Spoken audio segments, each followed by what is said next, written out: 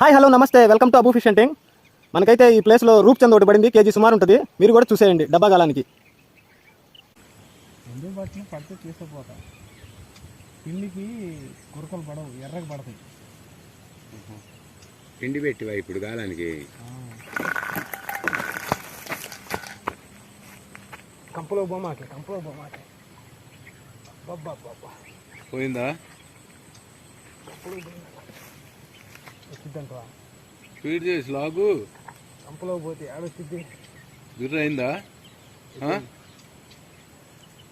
వచ్చిద్ది లాగు. కంపలో ఇరుక్కున్న చేప బయటకు వచ్చేసింది, మీరు కూడా చూసేయండి.